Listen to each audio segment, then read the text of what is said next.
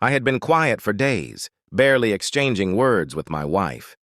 She noticed it immediately, her eyes full of confusion and hurt.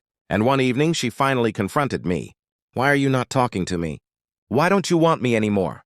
she asked, her voice trembling slightly. I looked at her, feeling a strange mix of guilt and relief, and smiled faintly before replying, She waited, leaning closer, hoping for an explanation, for some sign that the man she loved still cared. But I couldn't finish my sentence.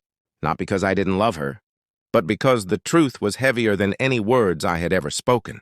I had made mistakes, terrible mistakes, and admitting them meant shattering the world we had built together. For months I had been seeing someone else, someone who filled a void I hadn't realized existed. At first, it was just harmless attention, a spark that made me feel alive again. But it grew into something more dangerous, something I couldn't control. And now, sitting across from her, I felt the weight of every lie, every stolen moment, pressing down on me like a storm I could not stop. She reached out, her hand brushing mine, and I flinched. She deserved honesty, deserved the truth, but the words caught in my throat. I repeated, struggling to bridge the chasm between what I had done and the life we had shared.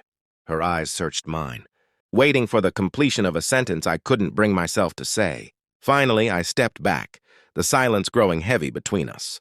She looked down, a tear slipping silently, as though she already knew the answer. That night, the house was filled with the weight of unspoken confessions, with the truth hovering like smoke in the air, impossible to grasp, but impossible to ignore. In the end, I left her staring at me, my unfinished words echoing in her mind.